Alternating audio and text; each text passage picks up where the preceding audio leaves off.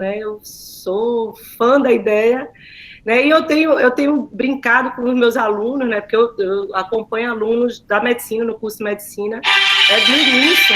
Esqueci, vou botar aqui, desligar o celular. Foi bom esse preâmbulo para perceber que eu estou com o celular ligado. E aí, estou acostumada a dar aula nessa diversidade, né, Eliane? Porque a gente continua, né, na atividade remota na universidade, a gente tem voltado presencial só a partir do 4º período da medicina. Então, no 3º período, está todo mundo, parte no frio, parte lá no calor, no estado do Amazonas, com muita chuva, né, parte aqui no Nordeste. Então, assim, essa diversidade de lugares, de mistura de vozes, tem sido muito presente, né, o que eu acho maravilhoso, né, eu adoro. Mas, enfim, né, só para... Sim, então, bom, é esse o clima. É esse o clima. Então, Bernadette, bem-vinda. Nós estamos iniciando a atividade no dia 7 de julho. É atividade conjunta de 2 disciplinas. Hoje não tem convidados, tá? Hoje é atividade curricular, atividade que está no programa das disciplinas de Saúde Coletiva 1 do curso de Medicina, e da disciplina DCG, né, disciplina complementar de graduação, o SUS em tempos de pandemia. A nossa convidada é a Bernadette Pérez Coelho. A Bernadette é uma referência para mim, ela sabe, né, de juventude, de força, de vitalidade, de compromisso, militância no SUS, né, militância por uma vida ética e uma política ética, uma pesquisadora importante, uma mulher jovem. Como eu, tem muitos filhos, né? Nós somos exceção nesse negócio de ter, né? Temos muitos filhos. E a Bernadette, conheci a Bernadette lá, eu fazia o doutorado na Unicamp e a Bernadette fazia a residência.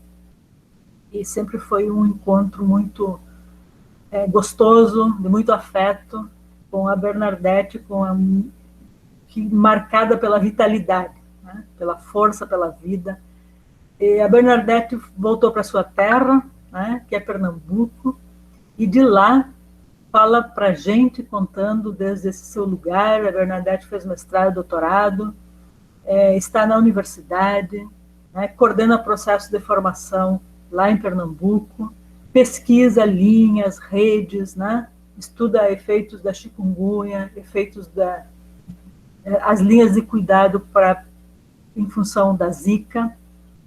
E a Bernadette também participa da Abrasco e tem sido uma voz importante no Brasil, na saúde coletiva, né, na defesa do SUS.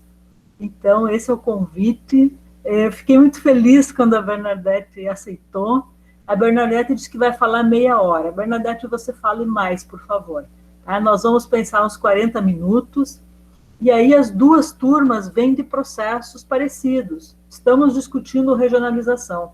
Então, vocês também se preparem, que assim que a Bernadette falar, eu posso fazer alguma mediação com o processo da turma, com o conteúdo, e a gente abre umas 6 ou 7 intervenções, tá bom? Então, quem quiser falar, já vai se preparando aí, também fica aberto o comentário aqui no nosso chat. Bom, então, Bernadette, muito obrigada, a palavra está contigo.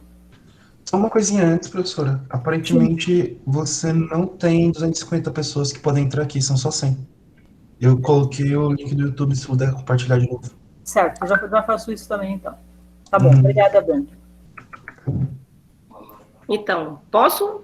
Sim, Bernadette. Liane é uma amiga, né? Por isso que ela está fazendo todos esses elogios, né? E essa introdução aí tão carinhosa, né? Porque eu gosto muito dela. Na verdade, ela que é referência minha, né? Não é o contrário, né? Liane é uma referência nossa, né? Na produção da saúde coletiva, né? E eu especialmente, né? Que vi, né? A defesa do doutorado dela, vi a defesa e vi a gestação, né? Ela com Luísa, né, gestante lá em Campinas. Eu fico super orgulhosa de estar aqui, de ser convidada para estar aqui nesse espaço tão potente com vocês, tá bom, gente? Então, muito obrigada pelo convite.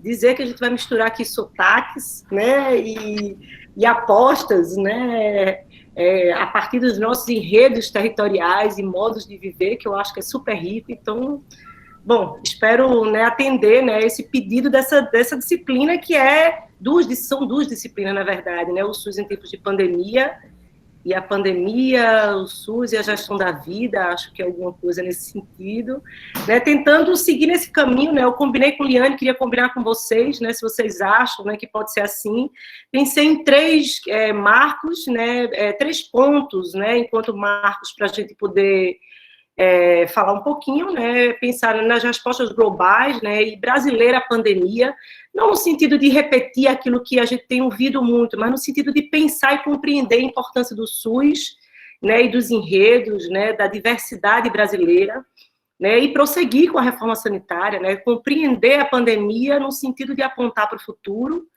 Um segundo ponto, pensar o contexto do SUS, né, imediatamente anterior, o que é que a gente estava discutindo efetivamente, né, anteriormente à pandemia, então, que grandes impasses eram esses, né, e eu tentei enfatizar, né, o sentido das redes, né, da fragmentação, da gestão, né, especificamente do SUS, que a gente tinha e estava discutindo muito junto com o financiamento, né, enfim, e por fim pensar nessas invenções locais, desenhos regionais, né, na nossa praxis, né, que é um encontro de pessoas e grupos diferentes, com autonomia, apontar que apontamentos é esse, que SUS que a gente quer, o que a gente aponta, né, nesse sentido. Liane já falou, só queria dizer a vocês assim, que meu lugar de fala, né, e por isso que vocês podem intervir, interromper, meu lugar de fala é um lugar de uma professora, né, de universidade, eu sou professora da Universidade Federal, lido muito com atenção primária, como Liane disse, coordeno uma pesquisa Zika, né, no HC, que é o que a gente fez o acompanhamento de crianças longitudinalmente que nasceram com a síndrome congênita associada ao Zika vírus, né, desde 2015, a gente acompanha essas crianças, esse ano é o último ano, a gente tem discutido muito a sindemia, né, Covid com arboviroses, né, essas crianças sofreram com a Zika e sofrem não duplamente, né, porque a carga alta de doenças não é a sindemia, né? Não significa 1 mais 1 igual a 2, né? O sofrimento, morte, sequela é muito pior do que isso. Então, a partir desse lugar, né, que eu vou tentar discutir o SUS com vocês, né? E a partir desse pedido de Liane tentar fazer algum tipo de aproximação, tomara que eu contribua, né, com a disciplina de vocês. Por favor, Bento, Liane, me deem limite no tempo, né? Eu, às vezes, sou prolixa e me animo demais, né, nas conversas, então, vão me dando limite sempre que acharem necessário, tá bom? Eu fiz alguns apontamentos para não me perder, né? Não é projetar, é uma conversa, né? Eu me programei, me organizei para fazer uma conversa com vocês, mas aqui no meu papelzinho, nos 3 pontos, né, para não fugir muito, né, nesse sentido. Então, eu queria começar contextualizando, se é possível, vou continuar, viu? Vão me dando aí o limite, viu, Liane, Bento, quando vocês quiserem que eu pare, enfim.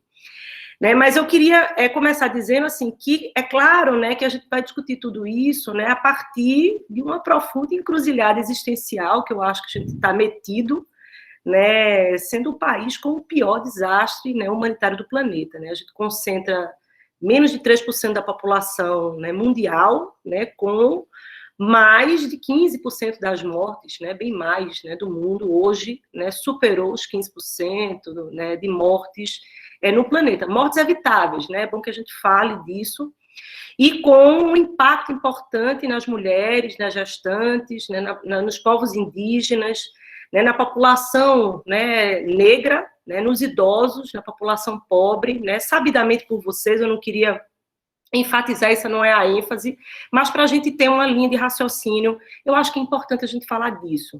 Né? O único governante que continua negando, né, a gravidade da epidemia no mundo, recusa reconhecer, declarar luto nacional, continua fazendo propaganda de produtos sem eficácia, né, e, bom, né, tá aí a CPI que vocês estão acompanhando, acho que mais do que eu, inclusive, porque é objeto da disciplina, né, objeto do trabalho de vocês, mas, inclusive, com as denúncias todas, né, de corrupção, poderia ser diferente, né, nesse contexto que a gente vive da política nacional, com medicação, inclusive, sem eficácia, comprada por 18 anos, né, por 6 vezes ou mais o preço, né, e com todos os outros objetos de investigação, inclusive, com relação à Covaxin, as vacinas, enfim.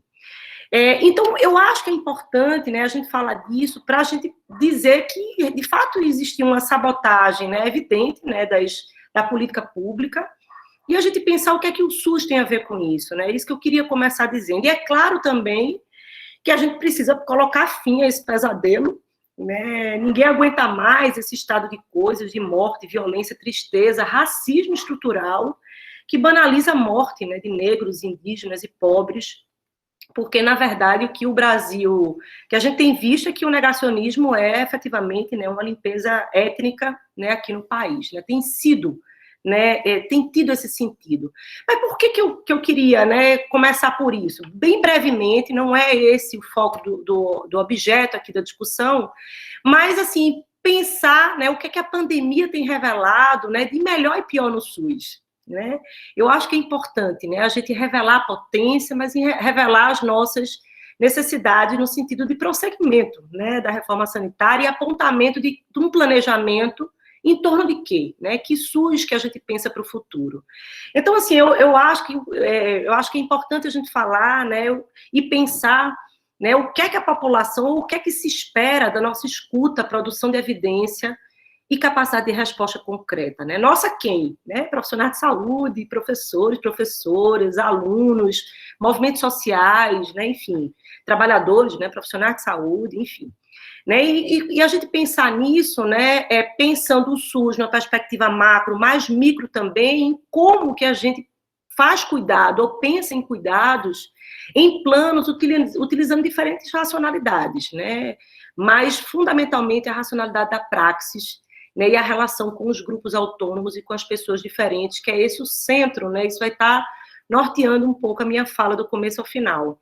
E isso que vocês estão fazendo aqui, né, quem sabe tentar a tentativa de desestabilizar essas fronteiras unidisciplinares, né, ou formas neocoloniais, né, de fazer e de produzir saúde a partir de uma lógica global, né, de como foi feito o enfrentamento da pandemia, que eu acho que a gente tem que rapidamente falar também. Então, acho que é importante a gente dizer que nosso legado disciplinar, focos de investigação e nosso papel público precisa ser fortemente repensado nesse contexto, pensando efetivamente em qual é o caráter público que a gente defende e qual é o caráter universal que a gente defende do Sistema Único de Saúde.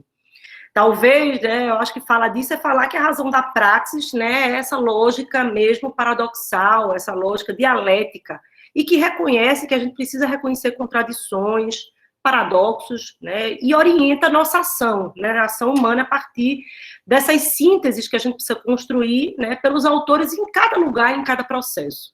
Efetivamente, as epidemias não foram iguais no Brasil, né, embora que a gente tenha, né, uma certa homogeneidade, né, de um tempo para cá, né, no sentido, vamos dizer, sanitário, no quadro epidemiológico no país, mas as epidemias são diferentes, os lugares são diferentes, é por isso que a gente fala tanto em praxis, né?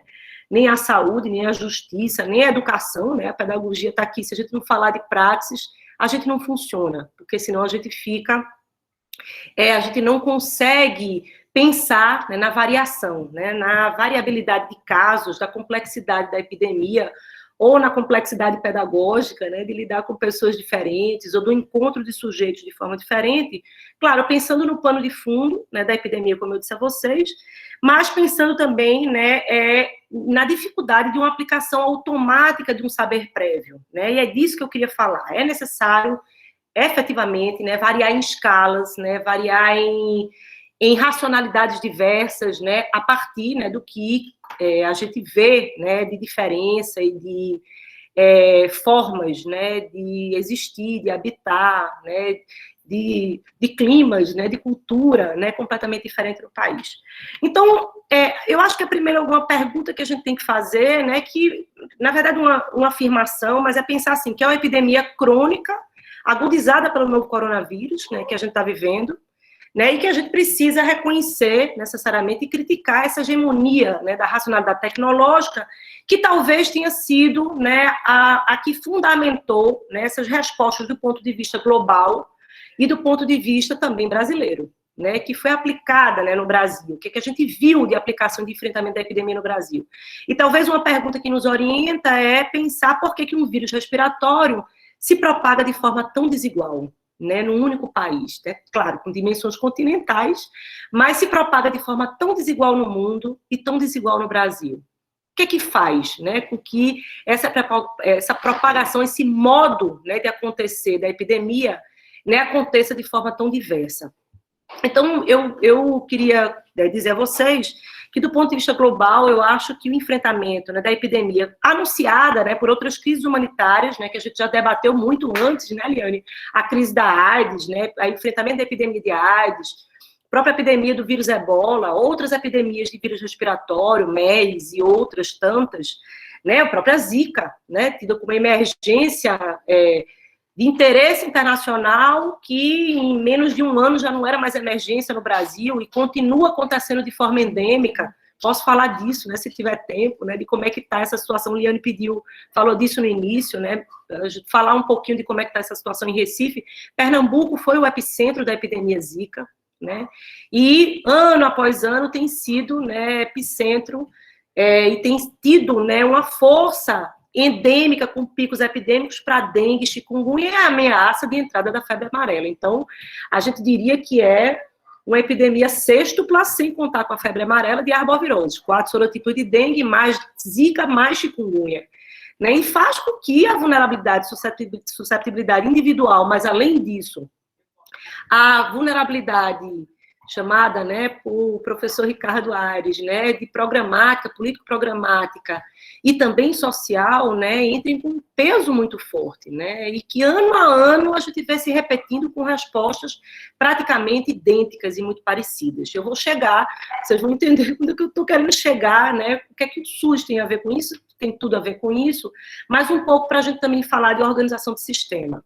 Então, acho que essas respostas foram intimamente conectadas com as decisões políticas, né, interesses de mercado, como eu estou aqui tentando contextualizar, né, por que se acaba, né, em tão pouco tempo, uma emergência nacional, né, de interesse nacional, com tanto impacto na saúde de tantas pessoas, como na síndrome congênita associada ao Zika vírus, né, porque que um pouco mais de 6 meses, né, já não significa mais emergência. Revela a impotência, na verdade, né, das redes também de saúde. Eu acho que revelar, né, a dificuldade de constituição, de organização de redes, da atenção primária, eu acho que é importante para a gente dar um salto de qualidade. Eu fico, né, inclusive, assim, em dúvida, né, em alguns momentos, né, a gente teve o congresso de política, né, Liane, de política, planejamento e gestão da Abrasco, que em alguns momentos eu dizia, bom, como é que a gente revela efetivamente as insuficiências da atenção primária, que as nossas pesquisas, trabalhos têm revelado, mas apontando a força de saída. A saída é possível, né, tem por onde ir, tem caminhos de saída, mas é preciso que a gente encare, né, as nossas dificuldades, insuficiências nesse sentido também, nessa discussão. Então, também revela algumas impotências de rede de seguridade social e, inclusive, rede de solidariedade, né, que eu acho que é importante a gente falar. Né? Revela o impacto do declínio ambiental, da violência estrutural, do racismo, né, dessa relação, ou dessa dimensão ecossocial, né, discutida por Naumar, né, de Almeida Filho. Ele discute muito, de forma muito potente. É um epistemólogo, né, é um gênio, né, nessa discussão, e eu fico fascinada quando ele discute essa dimensão ecossocial, né, essa natureza neocolonial, né, das respostas, né, como eu já falei no início, respostas tecnocratas, tardias, como, né, a gente viu e costumou ver nas outras epidemias. Então, eu acho que a gente tem traduzido isso, né, do ponto de vista global, também em grande medida, ou em alguma medida, né, para as respostas com outro contexto, que é um contexto político desastroso que a gente está vivendo, mas as respostas do ponto de vista brasileiro, né, de como é que a gente enfrentou, foram respostas também pautadas no autoritarismo, militarização da saúde, negação da ciência, nessa ausência de uma coordenação nacional, né, que fez com que, por exemplo, a Abrasco, a Associação Brasileira de Saúde Coletiva, tenha que pensar um plano de enfrentamento para a pandemia, porque em muito pouco tempo, né, o governo federal, a partir da figura do presidente, conseguiu imobilizar o Ministério da Saúde e conseguiu sabotar o próprio SUS e conseguiu imobilizar toda uma estrutura, né, para o enfrentamento da epidemia. Que significado tem isso para a gente pensar a sustentabilidade e legitimidade do SUS para frente? Né? O que é que isso significa?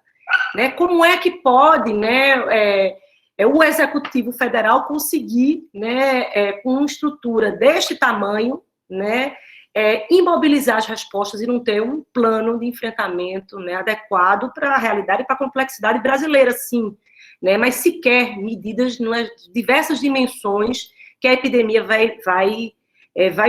nos exige, né, clínica, epidemiológica, ecossocial, biomolecular, né, para investigação das variantes, enfim, né, social, cultural, de comunicação social, na verdade, foi completamente sabotado, né, no ponto de vista nacional. Talvez a Anvisa, a gente veja aí conseguir se manter, né, a tentativa, né, de fragilizar a Anvisa, né, por cima, né, pela cabeça, né, pela política necessariamente, mas enquanto a autarquia conseguiu se manter, ainda que a gente criticava, né, Liane, porque mantinha um isolamento importante também do SUS, um distanciamento com o próprio sistema, né, mas ainda conseguiu se manter nesse arcabouço aí do que a gente chama de saúde pública, né, de um corpo de pessoas que consegue manter, né, a Anvisa na saúde pública. Mas, enfim, né, então, assim, a gente teve uma dificuldade importante, né, de respostas nacionais, que, na verdade, foram muito pautadas nacionalmente. Eu falo muito pensando em Pernambuco, porque Pernambuco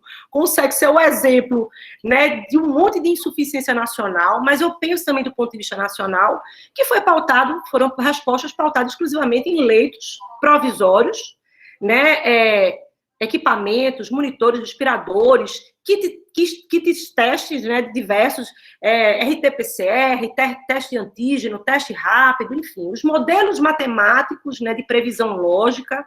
Mas, assim, a pergunta que a gente faz, né, considerando esse panorama, é assim, quais são mesmo os projetos efetivamente de mudanças mais amplas que a gente propôs? Aí, voltando àquela pergunta inicial, né, qual nossa capacidade de escuta, de produção de evidência e de resposta concreta.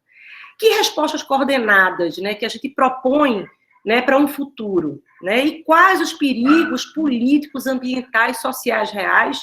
E que SUS a gente quer?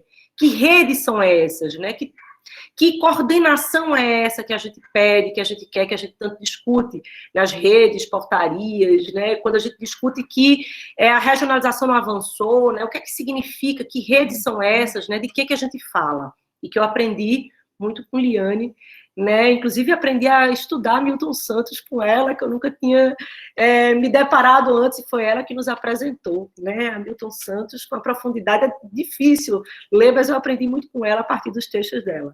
Então, eu acho assim que é importante falar, né, nisso numa perspectiva mais ampla do que somente, né, e que é importante que a gente pense em respostas, claro, né, respostas pautadas na técnica, nas diversas racionalidades, né, mas também pautado nesse contexto mais geral, né, e se der tempo, não sei se vai dar tempo, né,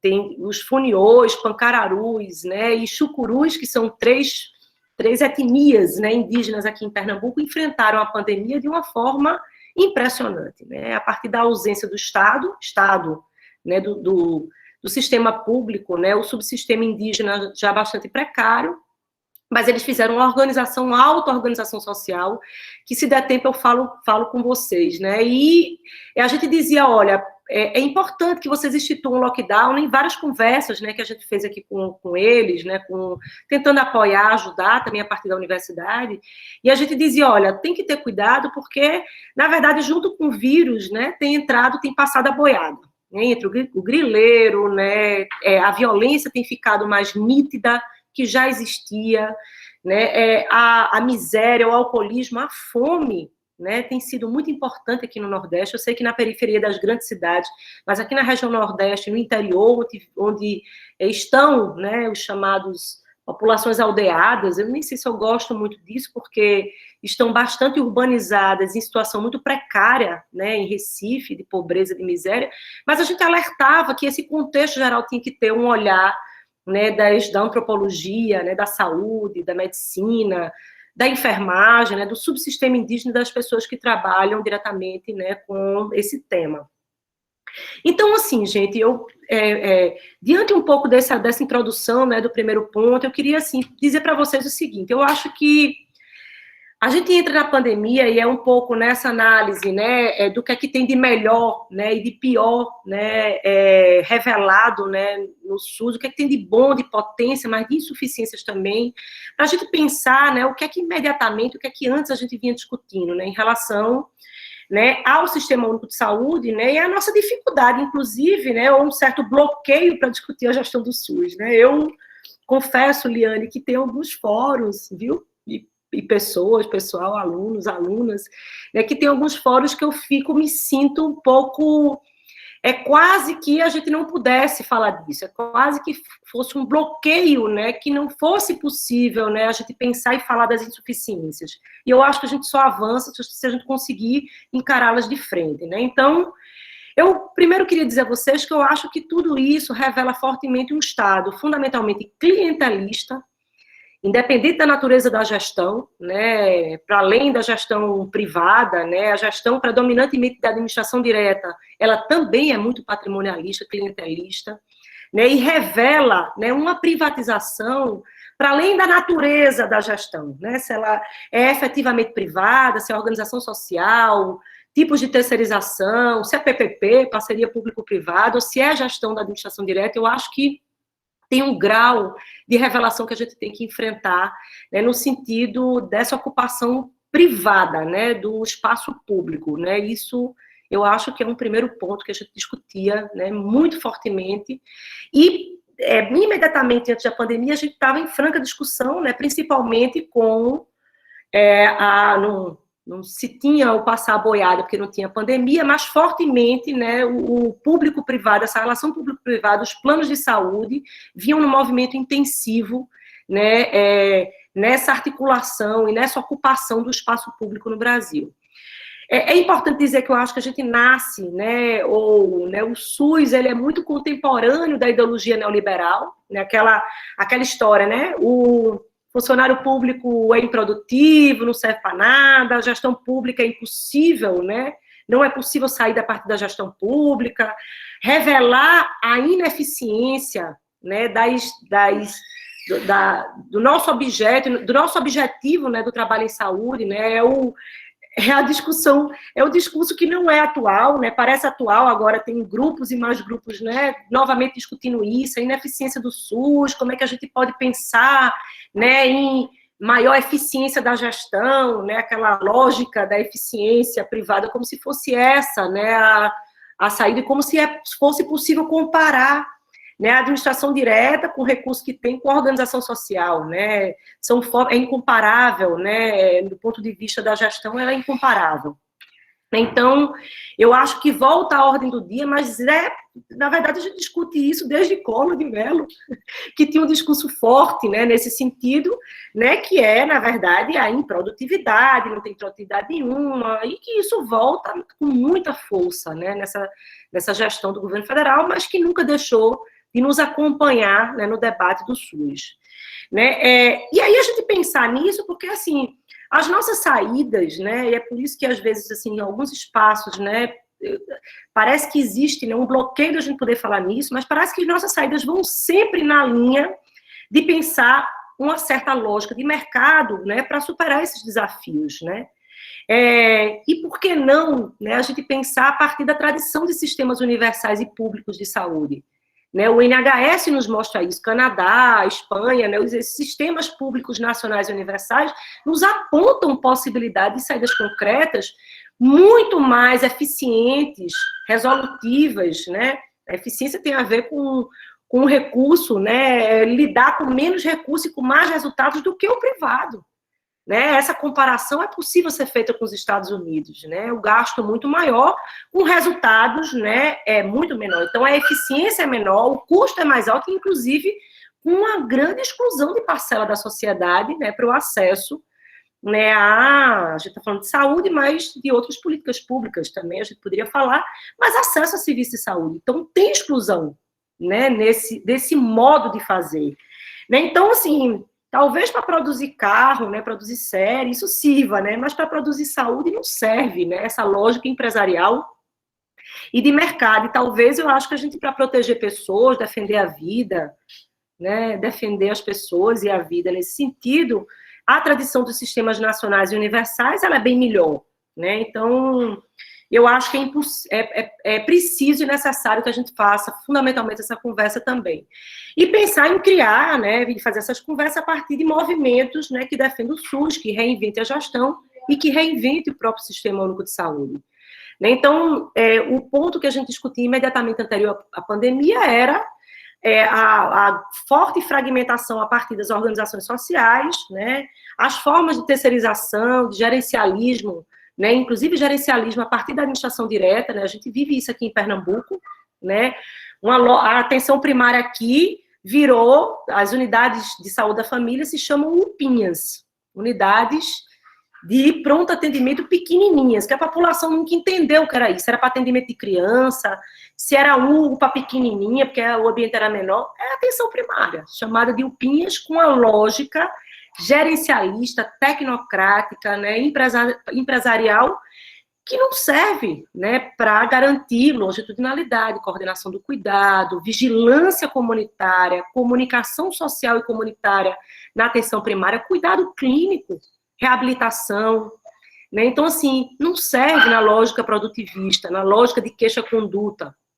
né? Que é isso que buscou-se incentivar, né, a partir da atenção primária aqui, sem OS, administração direta, sem privatização efetivamente do ponto de vista da natureza, né, da natureza público-privada, né, administração direta, a partir do SUS, né? Então, grave, né, a gente pensar nisso. Então, e claro, né, eu acho que as OS estão muito associadas, né, a esse sentido da corrupção, do desvio público, enfim.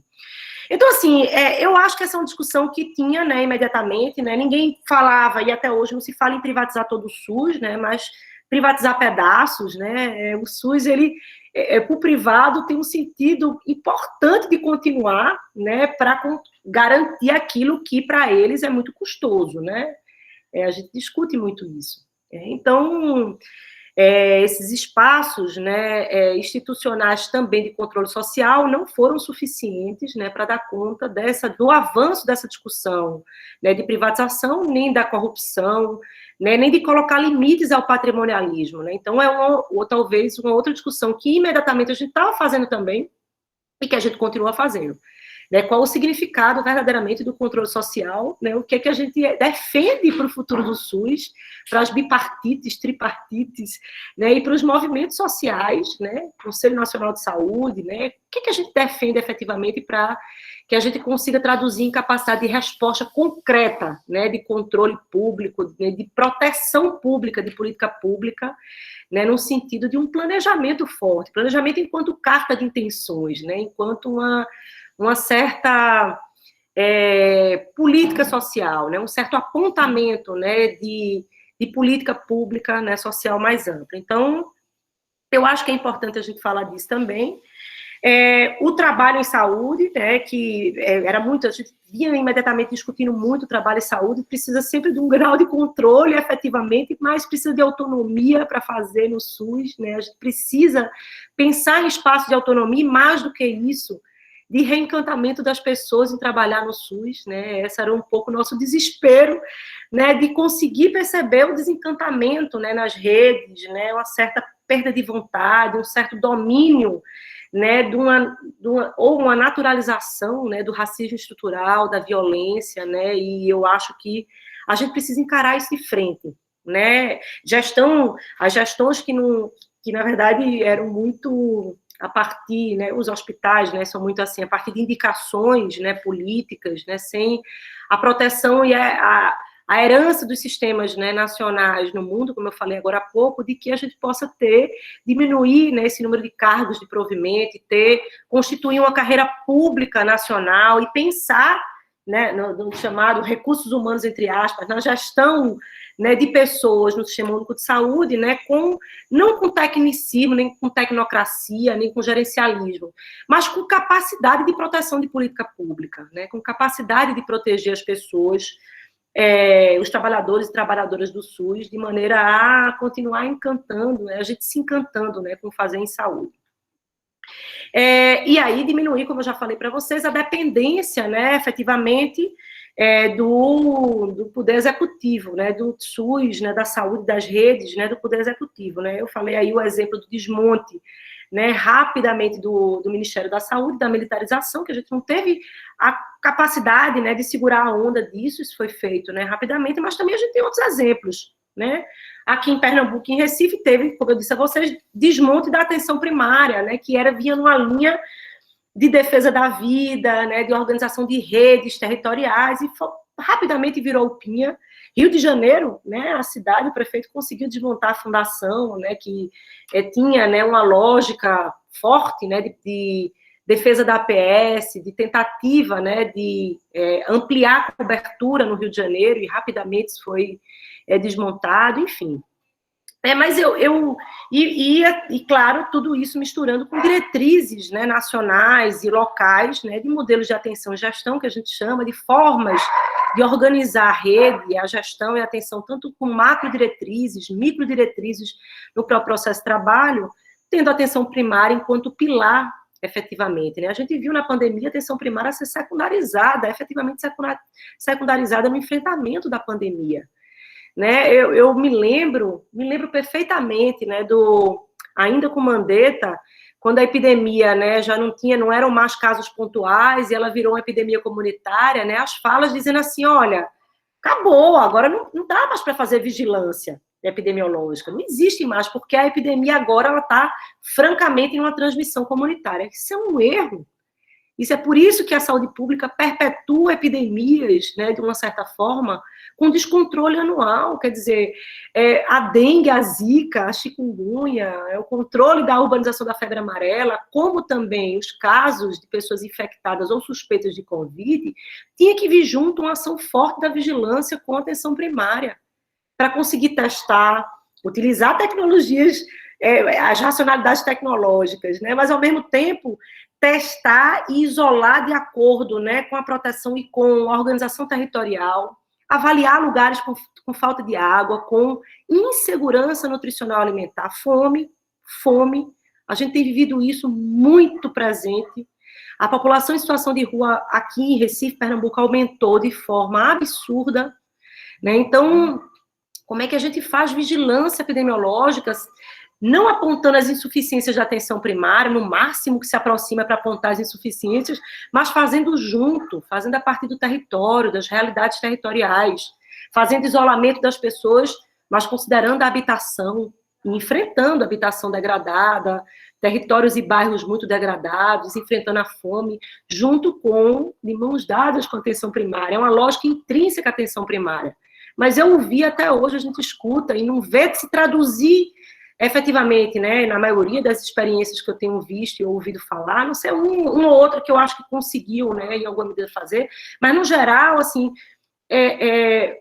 se abriram mão de fazer vigilância, né, principalmente não, na medida que a epidemia, né, fortemente foi dita como uma epidemia de transmissão comunitária, o que foi um erro e continua sendo um erro.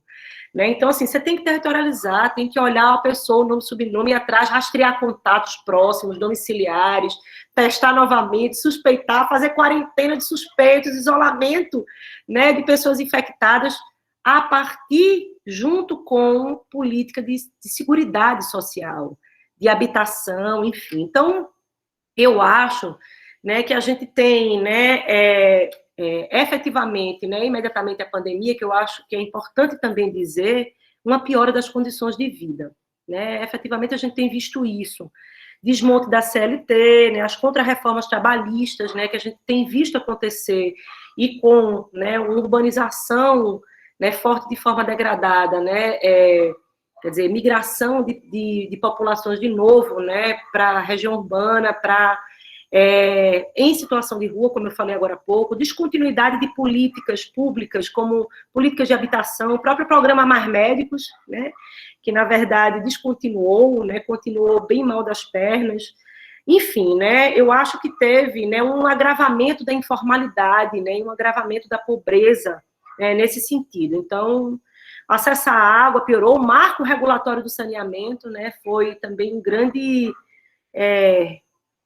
baque, né, foi uma outra, né, outro baque que a gente sofreu, né, muito fortemente. Então, eu acho que a gente chega nesse contexto, né, falando desse contexto público imediatamente anterior, mais amplo e ainda, né, com uma discussão sobre o financiamento do SUS, né, em oposição ao que se dizia no início da epidemia, que ia ter investimento, que ia ter recomposição financeira e que não chegou a ter, na medida sequer das perdas pela Emenda Constitucional 95, né?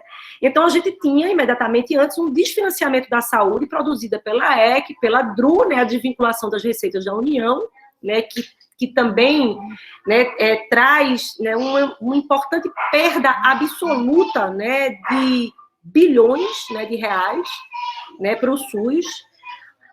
Do ponto de vista da organização de sistemas, né, uma defesa de uma política de cobertura regulada, né, na APS, novamente, a gente volta a ouvir falar em focalização, né, do atendimento, cobertura não universal, né, a discussão, né, de como refaz, né, de como foi o financiamento refeito na APS, né, com uma perda importante financeira nas capitais e regiões metropolitanas, né, a partir, né, dessa lógica, né, da cobertura per capita, né, e focalizada, volta, né, a essa discussão com força. A revisão da PNAB em 2017, né, também, né, a gente já via um pouco isso, a flexibilização do trabalho em equipe, interdisciplinar, interprofissional, a relativização, né, dos agentes comunitários de saúde, a descontinuidade dos NASF, do investimento, né, nos grupos de apoio à saúde da família, a carta de serviços, né, onde, né, você não via orientação familiar e comunitária fortemente vinculadas a isso. Então, na verdade, né, é por isso que a gente fala, né, em focalização, mas também no excesso do gerencialismo, você atribuir, né, objetivo. Nosso objetivo não é necessariamente aliviar dor, sofrimento, curar, reabilitar pessoas, mas é quantas aferições de pressão arterial que eu consigo fazer, quantos pré-natais eu consigo, né, pensar que vinculado a isso é quase que igual, né, à produção finalística, né, não necessariamente vinculado a objetivos,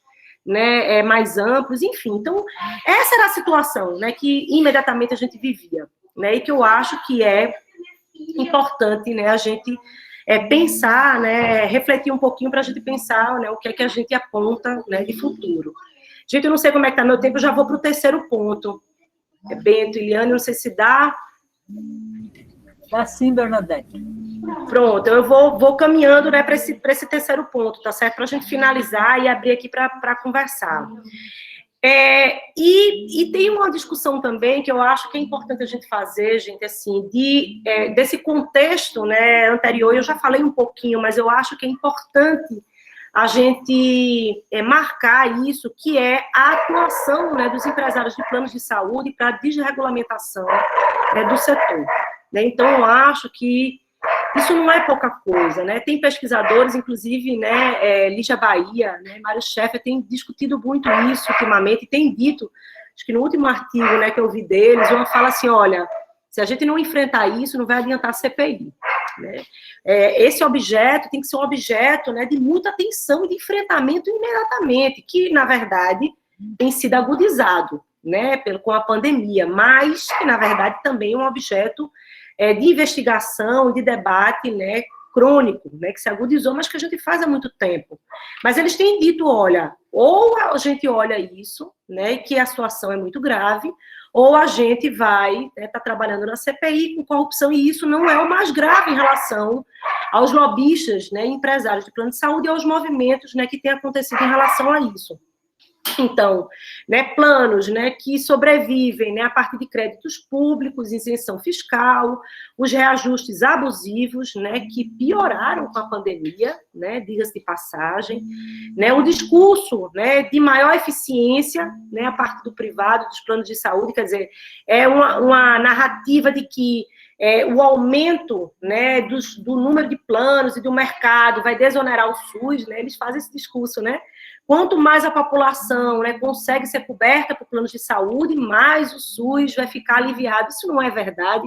Nos anos 2000, a gente viu um enorme crescimento, né, de pessoas vinculadas a planos de saúde, e isso não tem uma evidência de diminuição do atendimento do SUS, não tem um dado de evidência. né, que mostre, pelo contrário, né, o que a gente viu foi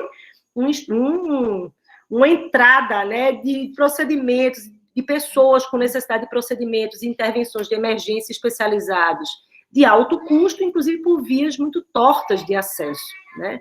Então, acho que é importante a gente falar disso, né? Então, essa discussão é importante. Eu acho que na pandemia, né, os planos assistiram de camarote, né, à pandemia, né, de forma que a gente não conseguiu sequer garantir teste até quase o final do ano passado, né, teste de Covid-19, a gente não conseguiu a fila única, né, para o SUS, a gente não conseguiu a tal integração que eles defendem com o SUS, né, porque o discurso é de integração, né, vamos integrar o público-privado, tem que ter mais integração para a sobrevivência e eficiência do SUS enquanto sistema.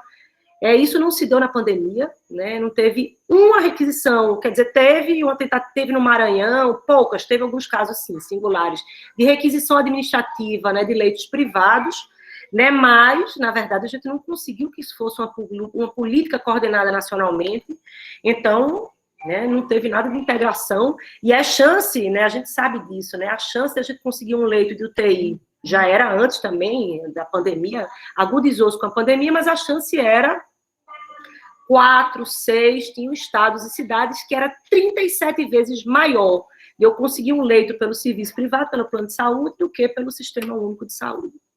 37 vezes é muito. Né? Aqui no estado de Pernambuco, 6 vezes mais. A gente não conseguiu uma requisição administrativa, né, de leito. Conseguiu abrir leito provisório a partir das OS e com um monte de denúncia, né, que está aí na imprensa nacional, não sou eu que estou criando nem inventando, mas foi para a imprensa nacional, inclusive, né, de desvios, enfim. Então, eu acho que também é uma discussão que é importante, né, a gente dizer, e que a gente precisa pensar agora, efetivamente, assim, num terceiro ponto que eu queria dizer para vocês, que desafios são esses, né, do SUS, que a gente precisa pensar para enfrentamento, né, dessas situações, considerando, né, as enormes, né, que são, na verdade, os desafios são muito grandes, né, as enormes, também insuficiências, mas também, paradoxalmente, as enormes potências que o Sistema Único tem, né, e que eu acho que a gente tem que pensar e falar delas e colocar em análise, para a gente pensar nesse projeto, né, que Liane fala aí da disciplina, né, de defesa da vida, de outra forma, né, de gestão, né, da vida e de pensar no outro SUS, né, ou, né, no fortalecimento, na completude desse, ou da continuidade da reforma sanitária, né, nesse sentido. Então, eu acho que considerar essa variedade, né, de agravos sanitários, né, que foram piorados pela pandemia é um primeiro parâmetro, né. Eu já comecei falando, né, um pouquinho aqui da nossa situação, né, uma situação que combina, né, uma série, né, de cargas de doenças, né, que já existiam antes, né, e que a sindemia da Covid-19 pioram, né, muito fortemente. Esse momento eu acho que é uma abertura, né, de um cuidado, porque é uma abertura de passar, né, a boiada, né, como se diz, né, efetivamente, né, no sentido de atropelar, né, política pública, e a gente pensar, né, numa discussão mais aberta, né, com as pessoas, comunidade, sociedade, né, sobre a crise sanitária e a importância do Sistema Único de Saúde, uma implicação e ampliação da responsabilidade dos estados e do governo federal, né, e o fortalecimento, né, desse pacto federativo, ainda que regionalizado, ainda que nesse momento não dê para se dar nacionalmente de uma vez, mas é possível se dar no consórcio Nordeste, é possível se dar nas cidades do Piauí, é possível se dar, né, ali na rede que a gente chama PEBA, né, Pernambuco-Bahia, a gente chama PEBA, mas porque siglas, né, o município Pernambuco e Bahia, que é uma rede regionalizada, né, carinhosamente a gente chama de rede PEBA, que é possível a gente pensar, né, no fortalecimento, né, dessa integração interfederativa, né, nacionalmente ou regionalmente. O que a gente pode falar disso, né? Eu acho que é possível, ainda, né, que nessa situação, né, tão difícil, né, que a gente está vivendo. Então, eu acho assim que é partir do sentido de que a governança, né, ela tem sido muito baixa pelo alto grau de fragmentação das redes, né? Partindo para esse terceiro ponto e já caminhando aí para o final para a gente conversar, com uma pequena integração do sistema, né? Os hospitais são muito isolados, né? quando a gente pensa, né, nas organizações sociais, isso piora muito. As OS pioram a fragmentação que já existia anteriormente. Né? Então, assim, pensar na ampliação de recursos e fortalecimento da regionalização de maneira que a gente consiga integrar não só o financiamento, como eu estava falando antes, a gente tem, né, um teto declinante de gastos. É claro que a gente precisa de mais recursos para o SUS, mas a gente precisa integrar financiamento com capacidade de gestão e planejamento regional. Né, senão não consegue dar conta da ampliação, né, de financiamento somente, né, com esse jeito de fazer, né, que a gente tem tido, né, com essa fragilidade de integração e de baixa governança das redes. Essa desarticulação, eu acho, inclusive, né, que explica em parte as epidemias e restrições de acesso, as epidemias sucessivas que a gente tem vivido. Né, essa baixa capacidade de integração entre serviços com identidades diferentes, entre redes com, para além, né, do próprio município ou do próprio estado, né, e a gente conseguir pensar em redes mais autônomas, regionalizadas, a partir, né, do espaço, eu aprendi com Liane, né, com Milton Santos, o espaço banal, o espaço comum, né, o espaço de todas e todos, né, e que, para além das verticalidades, a gente consiga constituir uma praxis com as pessoas e territórios. Acho que faz umas 2 semanas, né, teve uma confusão aqui com relação às unidades básicas, e aí a Globo local, né, veio pedir uma entrevista, eu estava dizendo isso, assim, na verdade, o que a gente tem acontecido em Recife é a baixa capacidade de governança do prefeito, dos distritos sanitários se acabaram, viraram cartórios, não significam mais redes, são burocratizados, né, fazem, né, um sentido de organização de rede de forma tecnocrática. Vocês perderam a capacidade de encantar as pessoas, vocês não dialogam, perderam a legitimidade com as equipes do território.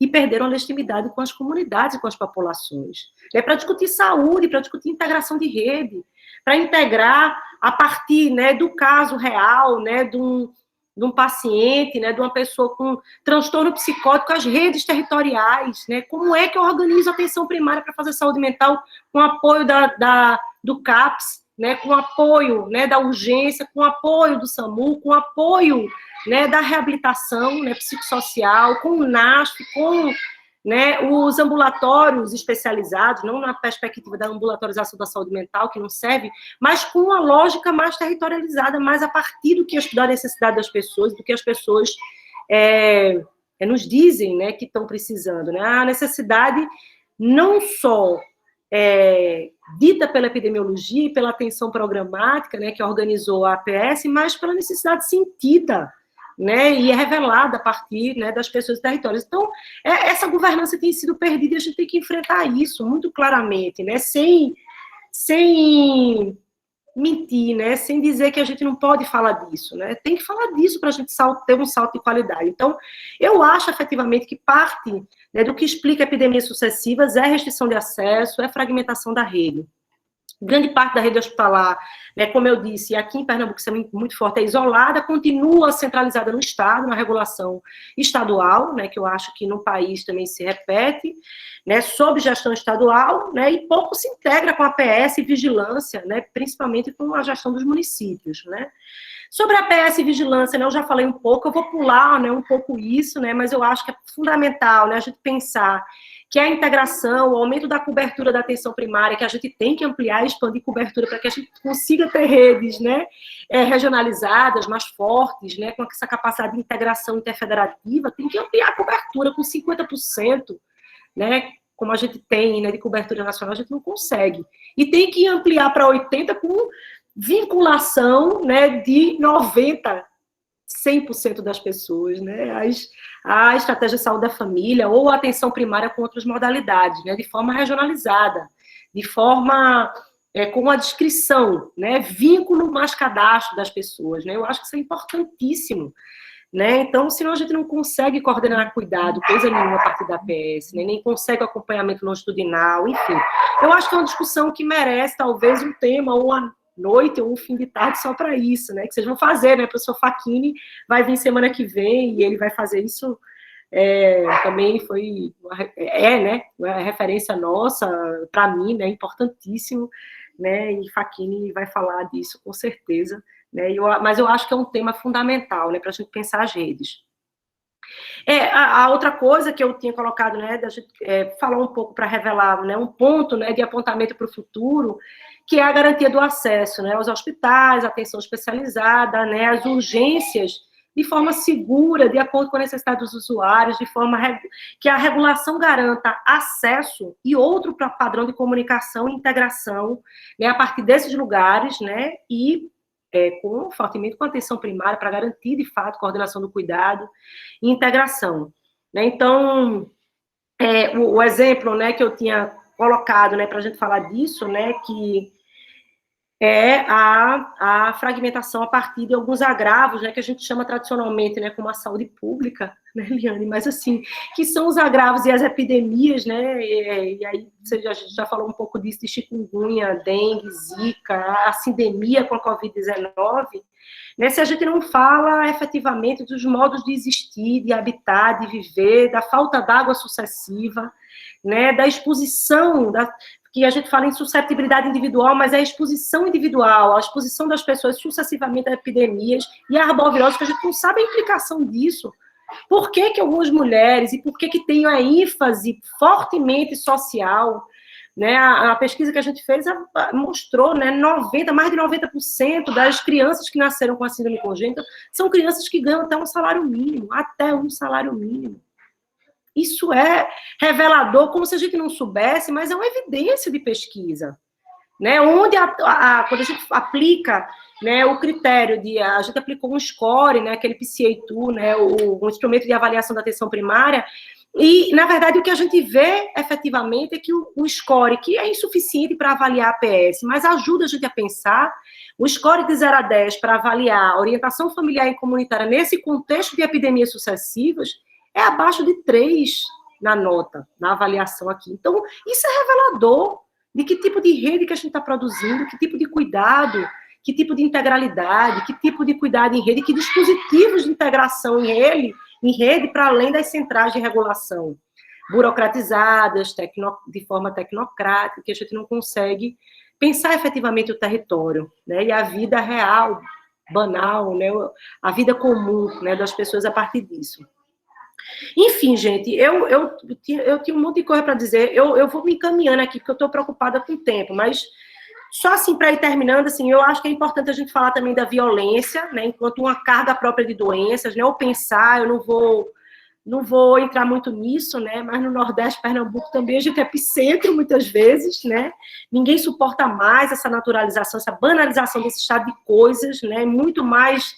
quer dizer, é piorada por um incentivo, né, da violência impetrada pelo Estado, né, e autorizada, incentivada pelo Estado, mas eu acho que a gente tem que falar disso para pensar, né, nessa incapacidade, ou de como é que a gente agrega a gestão do SUS com a gestão urbana, com a gestão das cidades, com dar transparência ao orçamento, mas priorizar também transporte público, áreas verdes, ocupar as praças que a violência não tem permitido, né, pensar em bairros muito degradados, nas habitações degradadas, né, como eu falei, na fome, e trazer a periferia para o centro.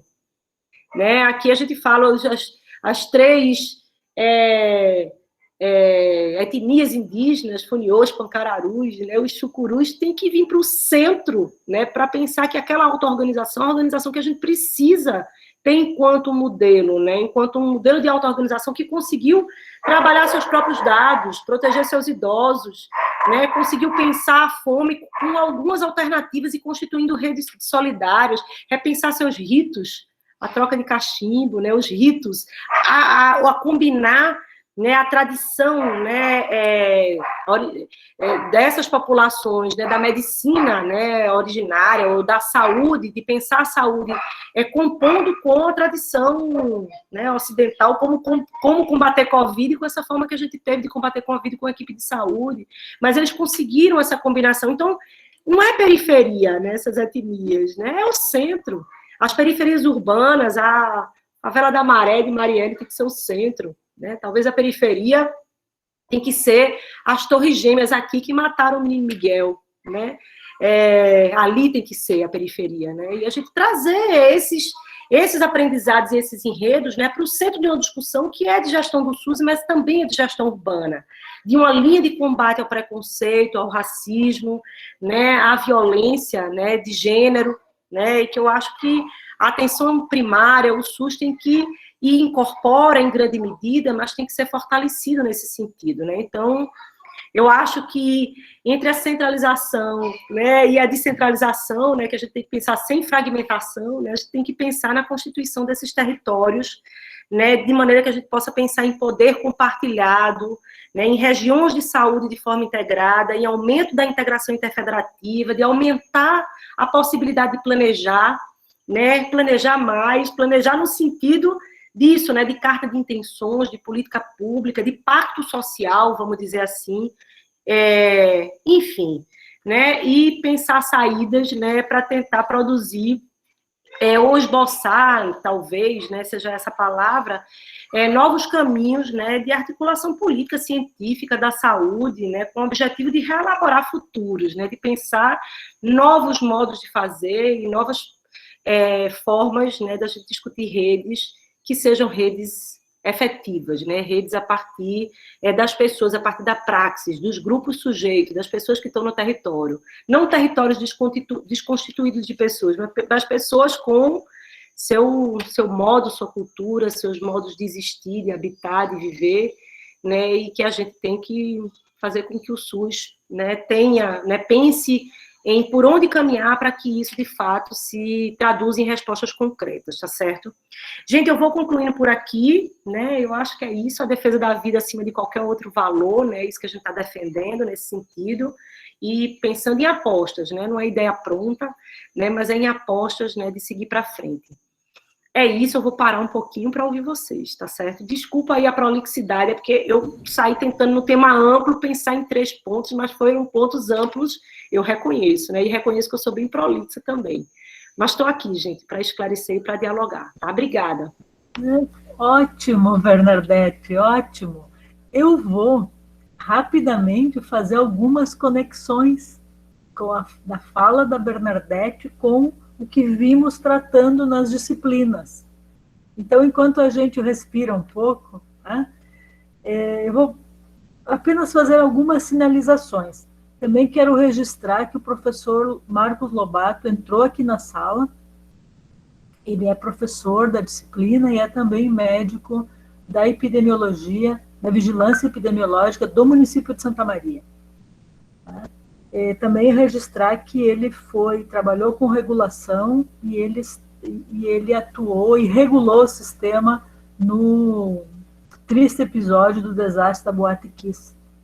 Então, a Bernadette fala em leitos privados, nessa relação público-privado, que se apresenta de novo no contexto da pandemia. Rápidas conexões, tá? Primeiro, algumas pessoas riram, Bernadette, quando você falou no Naomar, porque foi essa a recomendação, né? Assistam a live, né, da homenagem ao Mário Testa, prestem atenção ao Naomar, prestem atenção ao Jair Nilson. E eu também disse, aí falamos o que é ser um epistemólogo, e a importância do Naomar nesse campo da saúde coletiva. Então, teve risos, assim, as pessoas foram lembrando desse detalhe, não é? A outra questão que eu queria lembrar é que quem está fazendo a análise do seu município e está lá no site Região e Redes, está olhando para a cobertura da atenção básica. Lembrem isso que a Bernadette está nos dizendo. Ela é baixa, né? Em alguns municípios é mais baixa ainda, né? E muitas vezes nós não, quando olhamos o número, ou quanto de cobertura temos, fica invisibilizado o tipo de vínculo. Se é OS, se é OCIP, se está terceirizado, se funciona como UPinha, ou se funciona como uma equipe que consegue garantir trabalho longitudinal. Por último, se algum aluno da saúde que fez saúde coletiva 2 da medicina estiver aqui na sala, né, lembrem que nós trabalhamos, Bernadette, todos os alunos da UFSM passam pelo hospital universitário. E nós temos um grande hospital universitário, então, em Santa Maria, que é o coração do Rio Grande. E que ele está em uma região de saúde. Então, tem regulação do SUS.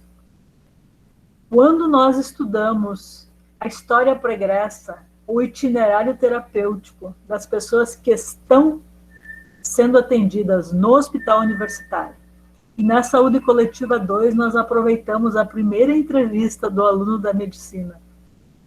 Seria uma entrevista com foco na clínica, para também perguntar sobre as redes, nós vamos revelando essa complexidade da relação público-privado, do pagamento por fora, não é? Então, a tua fala nos mobiliza muito, e você também abre e anuncia a sequência dos temas que nós vamos tratar. Daqui para frente, nós temos a saúde indígena com um aluno nosso, que está aí, a sua avó, que tem dado aula nos últimos semestres para nós. Nós temos uma discussão sobre favelas, nós temos a discussão sobre saúde mental e essa da atenção primária. Então, só te agradecer muito, e tem comentários aqui. Nós tivemos um problema na transmissão no YouTube e abrimos uma outra sala. Então, aqui tem agradecimentos.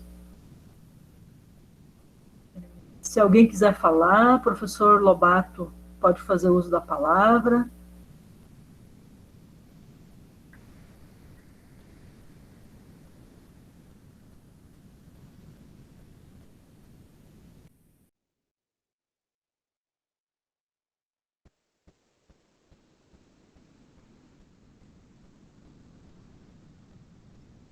Boa noite. Boa noite. Muito obrigado. Prazer, professora Bernadette. Estou bem feliz em participar, não planejadamente participar da aula, né, Liane? Mas eu queria fazer um comentário, assim, eu sei que tem muitas diferenças entre as experiências no país e locais que tiveram sobre duas questões. Uma é repetir um pouco a fala de outros sobre a relação vigilância e atenção primária, né? A gente tem particularidades e diferenças enormes entre os municípios e regiões, e basicamente a gente vê exemplos que são isolados, de municípios que conseguiram fazer que a atenção primária, as equipes de saúde da família, participassem do processo de cuidado, e outros em que as equipes simplesmente fecharam a porta. Eu ouço de algumas equipes coisas impressionantes para mim, que já fui médico de família também, trabalhei algum tempo com isso, mas a maior parte da minha vida fui gestor, inclusive e coisas do tipo, que parecem assim, bem, a epidemia começou em 2021, na verdade. Eu não sei como acolher os pacientes, eu não sei. Algumas equipes em alguns locais resolveram esperar a vacina para poder voltar a atender as pessoas. E com várias dificuldades. Depende disso. A outra coisa é da regulação, que é uma outra área que eu atuei, já fui médico regulador também, e a gente nota, eu não sei como é que é no resto do país, assim, como é que foi esse processo. Eu vi tuas críticas à regulação, eu achei interessantes, mas a gente tem aqui no Rio Grande do Sul experiências que são duais. Primeiro, tem uma parte da população, aproximadamente, principalmente no SAMU, na regulação do SAMU, mas também na regulação de leitos, tem uma parte da população, eu acho que dá em torno de 70% hoje, eu não estou com os dados, que são reguladas pelo Estado, pelo governo do Estado, uma central de regulação estadual, com algum compartilhamento local, mas basicamente é isso, os leitos. Mas tem uma parte que é feita por municípios, por exemplo, Porto Alegre, a capital, grandes cidades como Porto Alegre, no interior tem Pelotas e Caxias, que têm regulações próprias. As regulações são deles para eles mesmos, assim, a crítica que a gente faz é, quando o município, aqui no estado do Rio Grande do Sul, assume a sua regulação de leitos e tal, ele fecha a porta para os demais. Não integra.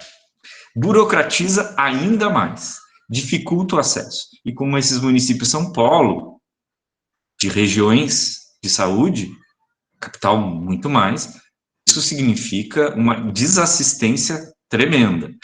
Se a gente olha a probabilidade de alguém que mora na capital ou num desses municípios acessar um leito, é muito desproporcional à probabilidade de alguém que mora no município ao lado, vizinho, mesmo sendo menor e sem a capacidade de dar leito. E aí, na pandemia, isso só fica pior. Isso agudiza isso. E aí, porque tem essa... Eu acho que a gente esqueceu de formar... A gente fez o SUS e não formou para o SUS direito, né? Até pouco tempo ainda, o SUS era tão inampes que quase não se reconhecia a mudança em algumas áreas. E principalmente na atenção secundária e terciária, né? Ainda chamam no Brasil de média alta, coisa do SUS, do INAMPS, né? Bem, eu não quero me alongar, mas questões assim para compartilhar e eu queria que tu comentasse, por favor, professor. Um abraço. Obrigado, Lia. Então, Bernadette, eu vou incluir algumas coisas aqui rapidamente. Você falou no NHS, e nós vamos disponibilizar o vídeo com a homenagem, então, que foi feita ao NHS esses dias por ocasião do seu aniversário, para que a gente possa também olhar para isso, né? Vamos lembrar que o NHS foi homenageado numa Copa, e que mesmo em um país um país que está com uma atividade econômica característica do capitalismo, ele tem um sistema público de saúde. E a homenagem é aos trabalhadores de um sistema público de saúde. Isso como valor, né? Como um valor. Talvez a gente... É preciso conversar sobre isso. Porque nós estamos num momento em que no Brasil é ao contrário. Na mesma medida que precisa do SUS, que precisa da vacina, que há uma tecnologia toda para assegurar que a vacina chegue, né? Que se possa fazer campanhas. Tem toda uma formação, né, de gente, uma formação histórica de gente que trabalha em saúde. Mas isso é ou invisibilizado, estou pensando quanto se tem dito o pessoal e quanto se tem colocado na fala de um suposto gestor, falas que são de cadeia de frio, de capacidade para administrar vacinas, de tecnologias, né, para acelerar a vacinação. Então, dar visibilidade, dar valor, né, ao público, aos trabalhadores desse sistema público, a reforçar a parte pública, problematizar, sim, a gestão do público e problematizar também as terceirizações. Então, o texto que você cita, esse último texto da Lígia Bahia,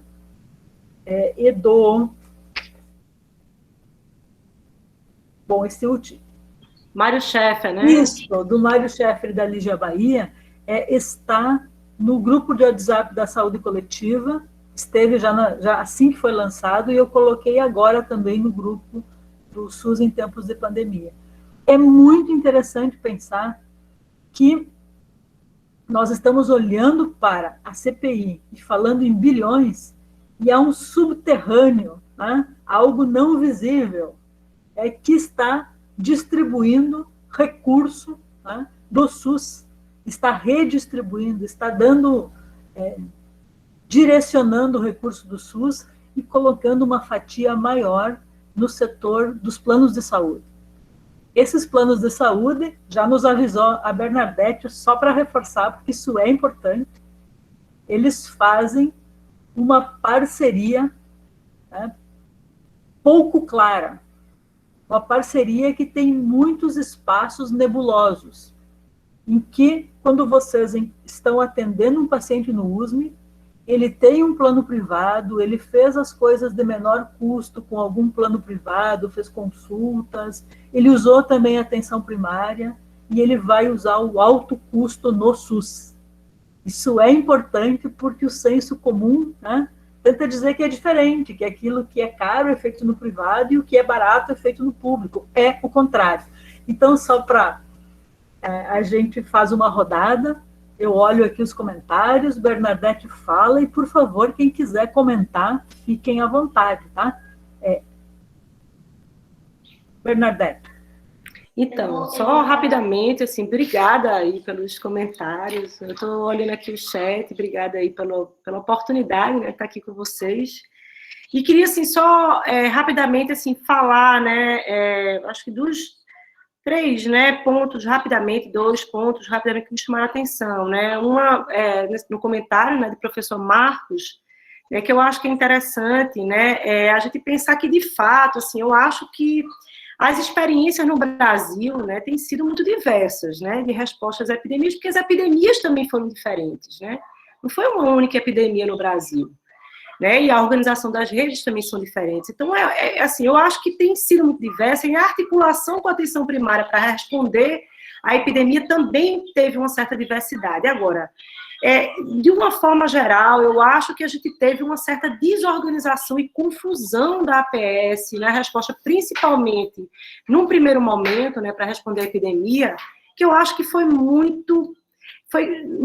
a gente não pode dizer que foi igual em todo lugar, né, mas foi muito hegemônico, né, que foi a restrição, de fato, do atendimento, principalmente do que a gente considerava que é atendimento essencial, né, o cuidado do idoso, o cuidado das pessoas com agravos crônicos, né, o cuidado das pessoas com transtornos, uso abusivo de álcool e drogas, essas situações, né, que necessitavam, que a gente considerava que é trabalho essencial, o trabalho foi desativado, né? Então, acho que teve uma retração muito grande numa fala, né, que durou muito tempo, e a gente entendia muito fortemente, né, também, né, o sentido da posição, mas tinha uma fala de um medo muito grande, né, da infecção, né, dos profissionais, e o quanto é que a gente tinha que fazer o trabalho só remoto, ou misto, ou reservar áreas com marcações específicas, mas como?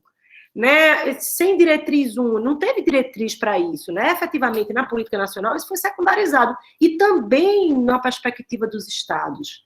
Né? Eu estou falando numa perspectiva hegemônica, né, no país. Né? Claro que teve experiências, inclusive a gente debateu muito na rede APS, né? O professor Facchini coordenou, né, várias discussões de experiências, inclusive no Congresso de Política também a gente partilhou isso, Araraquara, né, Niterói, Floripa, né, algumas cidades no Ceará, mas que, assim, a organização foi mais tardia, né, teve mais dificuldade, mas eu acho que, no geral, assim, o que a gente viu foi, né, uma desarticulação e uma certa retração no atendimento efetivamente, né, inclusive na própria comunicação com a população descrita. A comunicação social foi muito retraída, e se deu, né, à medida das possibilidades da equipe, mas, assim, sem muita diretriz para que acontecesse, a partir do próprio WhatsApp da equipe, né, sem, né, um acompanhamento de fato longitudinal, né, pensando nas pessoas que tinham, né, comorbidades de maior risco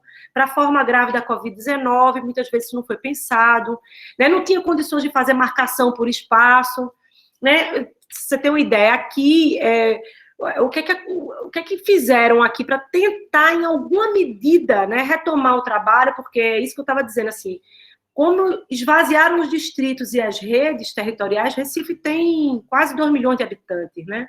E o esvaziamento das redes, assim, é muito difícil você conseguir organizar se você não tem a governança e a capacidade, né, de conversa com as equipes. Então, instituíram, como se fosse unidade sentinela, né, de vigilância epidemiológica, mas unidades chamadas de destacadas, 1 ou 2 por distrito sanitário, né, onde tem 8 distritos sanitários na cidade do Recife, destacadas só para atender pessoas suspeitas da Covid-19. Quer dizer, é um desmonte do trabalho da atenção primária.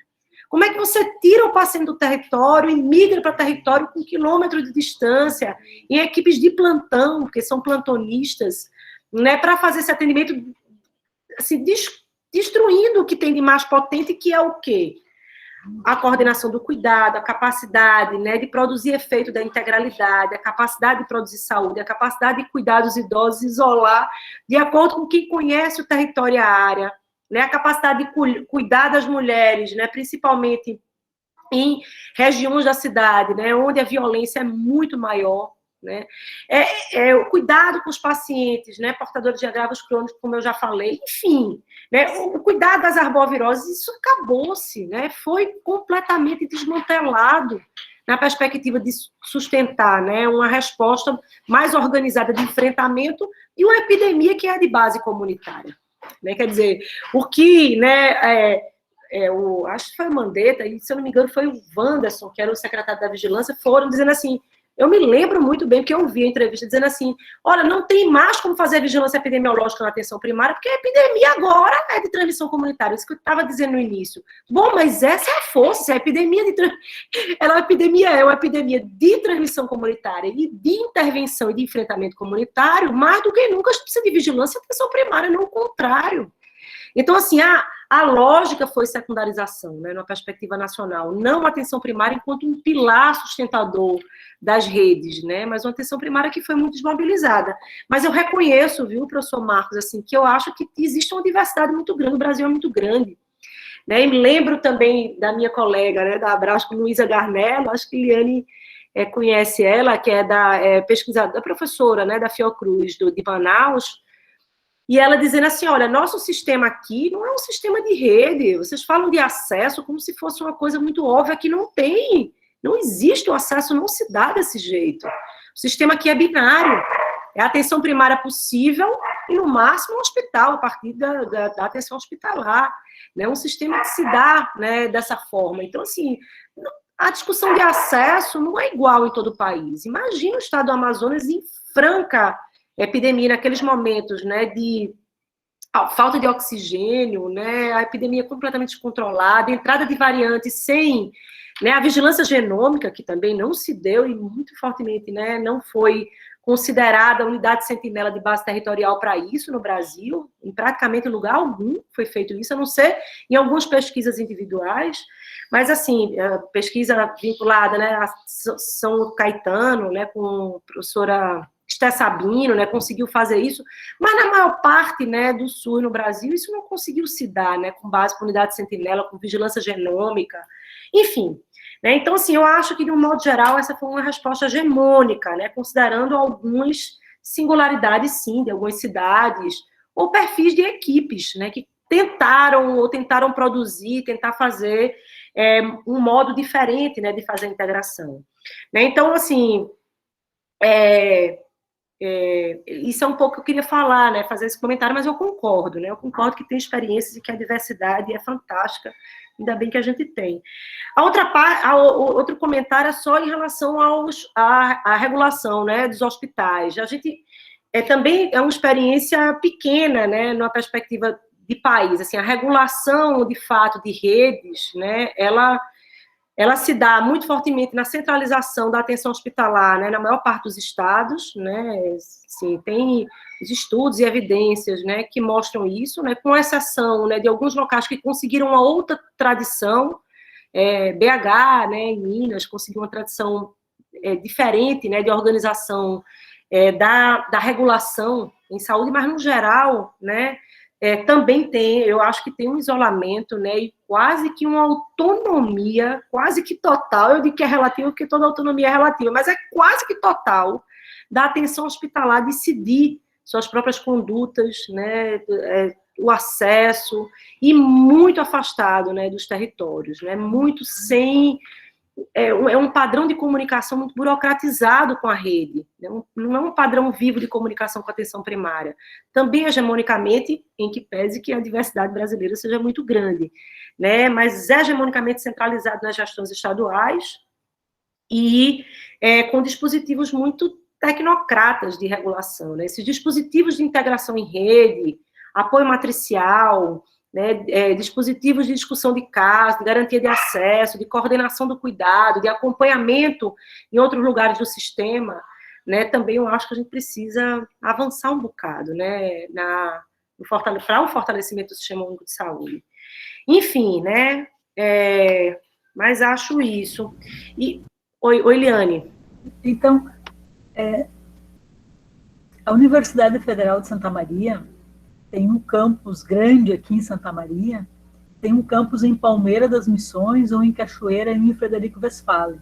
No campus de Palmeira das Missões, nós temos o curso de enfermagem, curso de nutrição e 2 mestrados estruturados agora na área da saúde e a construção de um grande hospital público regional, que os movimentos sociais estão dizendo que ele é 100% SUS e 100% rede, para usar, né?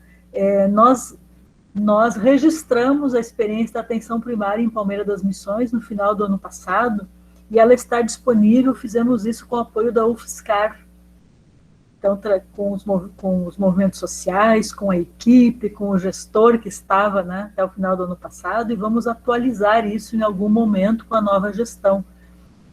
Porque falamos bastante de Santa Maria aqui sempre, não é? Teremos também a participação da secretária adjunta, que é nutricionista, já falou para vocês há alguns dias, não é?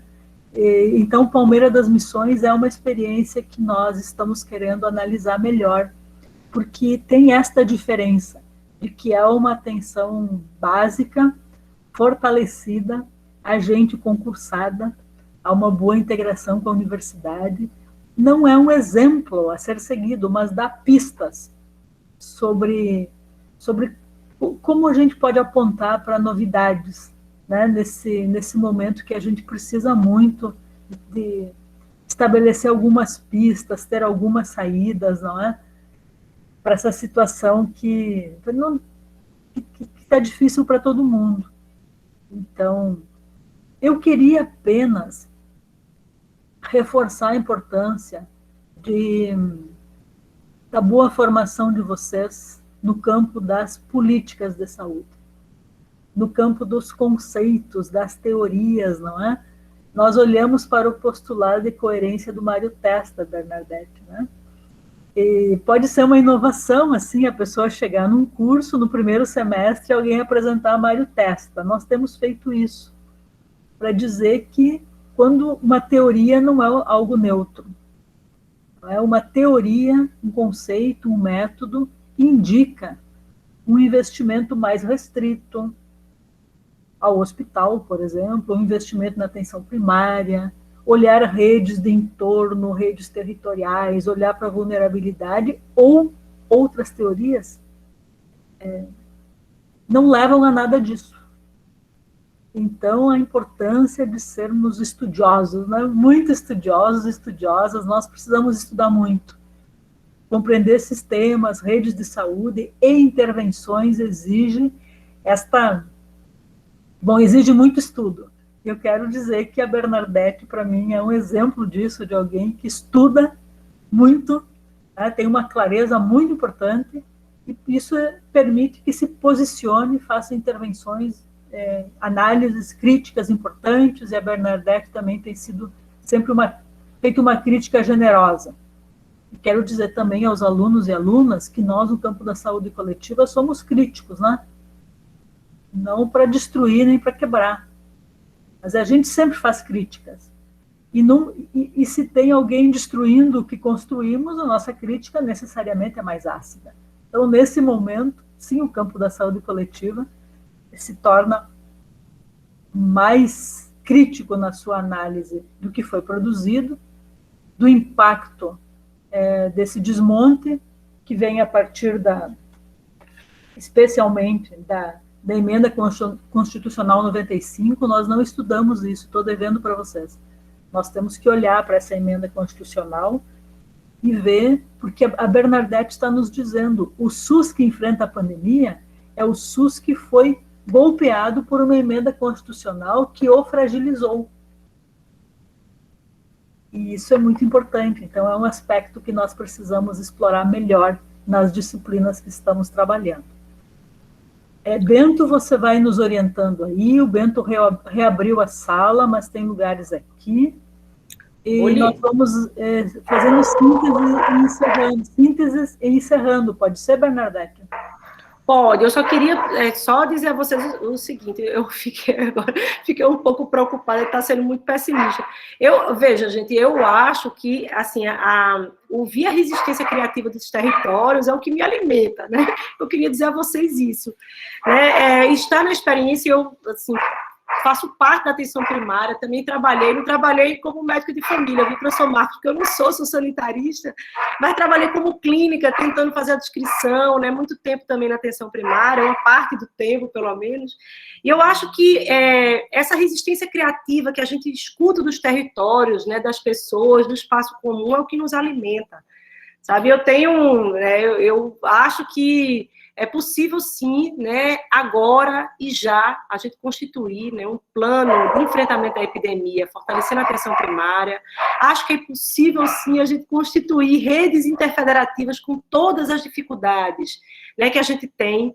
E acho que é possível um enfrentamento, né, bem mais robusto, né, nesse sentido, desse boicote, né, privado, que não é de agora, né, está agudizado, né, como vocês disseram, né, mas que é crônico no SUS, né? A gente nasceu, como eu disse, né, em franco neoliberalismo, né, em uma disputa importante, e vamos continuar nela, né, mas continuar nela com apostas de saída. Eu acho que é importante e é desejável, né, e é possível o reencantamento das pessoas, né, e a continuidade de quem continua, né, se mantendo aí na militância, né, no dia a dia das unidades, enfim. Então, assim, eu acho que a gente tem que defender esse caráter público, transdisciplinar, né, e as possibilidades efetivas de saída a partir do SUS, né? Eu acredito nelas, viu, gente? Assim, agora, acho que é importante também a gente pensar e colocar em análise, né, as dificuldades para a gente conseguir superá-las, né, para a gente conseguir partir adiante, para partir para frente, enfim, né, e valorizar as redes que a gente entende, né, que de fato se constituem enquanto redes de atenção. Mas é isso.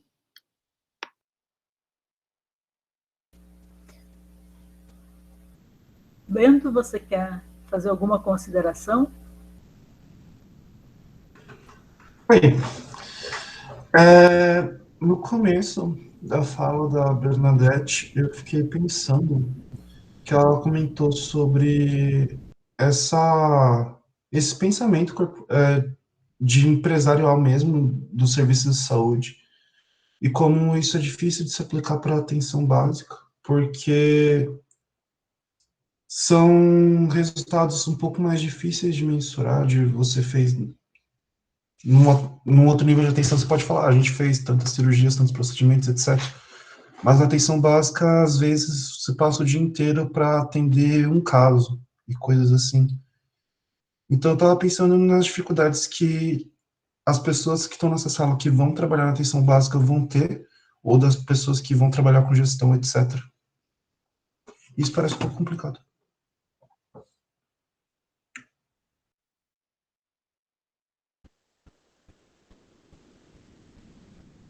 Então, Bernadette, você comenta esse aspecto e depois a gente vai encerrando? Pode ser? Bom, pode.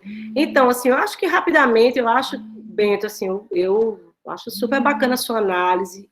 Eu diria que não é desejável, não é conveniente, né, privatização da atenção primária, né, mas ela é privatizável. Eu acho que no Brasil a gente tem tido, né, algumas experiências, né, nesse sentido, né, de privatização da atenção primária e tentativas. Teve uma tentativa, né, a partir do ministro da Economia, né, de fazer um plano piloto, né, para uma experiência de privatização. Agora, não é desejável por isso que você falou, e não é conveniente por isso, né, porque, na verdade, a atenção primária não pode ser reduzida a procedimentos, né? Não pode ser medida por procedimentos, não pode funcionar de forma segmentada, só tem sentido enquanto rede, só tem sentido, né, com, né, essa racionalidade da praxis, né, que utiliza também a racionalidade tecnológica, claro, né, de consulta, de exame, de apoio diagnóstico terapêutico, é claro, é óbvio, rastreamento, claro, a gente utiliza, mas também utiliza o improviso, né, o passar um dia inteiro com o paciente, o acompanhamento terapêutico de alguns casos, né, a coordenação do cuidado, inclusive, em grande parte dos casos, fora da unidade, Isso não é desejável, né? Nem é conveniente, nem é possível para a privatização. Mas isso não significa que a atenção primária não possa ser privatizada ou privatizável. Eu acho que pode, né? E eu acho que a gente tem esse risco, né? Quer dizer, o risco e que, em alguma medida, né, tem acontecido, né? Inclusive vinculado a alguns planos de saúde. Né? A AMIL tem feito a discussão, né, da AMIL nacionalmente em relação à privatização da APS, as equipes de saúde da família. Qual é o sentido? O que é que eles querem produzir? Né? É um cuidado ampliado, é a produção de efeitos da integralidade, ou é partir de um pressuposto de não garantir, segurar o acesso, né, para ou no sentido da economia, né, do ponto de vista econômico deles, né, para não ter acesso a tudo, né? O que é? Qual é o sentido? Né? Não é desejável, né, que seja assim, né? Mas eu acho que é possível, né, a privatização, né? Cabe a nós a resistência, né, militante e criativa a partir dessa fala também que você fez, né, de resistir e dizer, olha, né, não tem sentido, realmente, né, não é conveniente, não é desejável, não é o que a gente defende, né, mas eu acho que a gente tem que se constituir um movimento social amplo, forte, né, capaz de segurar a onda, né, disso no Brasil. Enfim. Bom, antes primeiro, agradecer muito, Bernadette. Assim, queria também reforçar, as pessoas comentaram aqui, muito obrigada, assim, eu estou muito feliz com o que a gente conseguiu produzir aqui, também de conexões com o que vimos trabalhando, né? Eu vou apenas dar um aviso. Nós temos, na universidade, no campus Santa Maria, nós temos em tempos fora da pandemia, em tempos normais, 2.400 moradores. Então, muitos alunos aqui de primeiro semestre não conhecem o campus. Além das salas de aula, biblioteca, laboratórios, nós temos moradia estudantil com 2.400 pessoas. Muitos e muitas de vocês serão moradores da casa. Então, segunda-feira, nós teremos uma reunião nós vamos produzir uma reunião ampliada da equipe da casa com os moradores. E a equipe da casa está se constituindo, é uma equipe de atenção primária, vinculada à rede de atenção primária do município. Então, queria que vocês soubessem dessa notícia, soubessem que é assim que a gente trabalha, assim que a gente pensa o SUS e pensa as redes, né, como redes no território. E que vocês, quando estiverem em Santa Maria, possam reconhecer qual é a sua equipe de atenção primária, qual é a equipe que está próxima da casa de vocês, que vínculo, como ela faz o acolhimento, como ela faz vigilância, como ela faz a clínica, e no caso dos moradores da universidade, uma equipe que é SUS, mas é uma equipe vinculada à universidade. Então, alguém está perguntando sobre o trabalho avaliativo, eu logo vou colocar orientações para as duas turmas, tá bem? Para o SUS em tempos de pandemia e para a saúde coletiva. Então, tranquilos, temos um tempo aí, sexta-feira o SUS em tempos de pandemia estará com orientações, e a saúde coletiva, eu vou tentar separar vocês em grupos para apresentar características locais, então, a partir do que estamos vendo aqui. Tá bem? Bernadette, se você quiser. Então, um grande abraço, muito obrigada. Obrigada, eu queria agradecer, Eliane, vocês todos, todas, né? Muito obrigada pelo convite, né? Adorei, né, a troca aí de experiências, né? Obrigada. Então, agradecer a Bernadette, de novo agradecer o Bento, nosso monitor, que dá sustentação tecnológica e também afetiva e também intelectual, né? Nessa conexão com vocês, os convidados. E seguimos, tá? Seguimos, gente, sem atropelos, nós estamos fazendo uma gestão da disciplina, parte está organizada desde o início, parte nós vamos construindo, e assim nós vamos, essa é a nossa metodologia. Então, até amanhã vocês terão orientações, e aí já a definição para essa metade final, né, da oferta das disciplinas. Abraço a todos, a todas, se cuidem,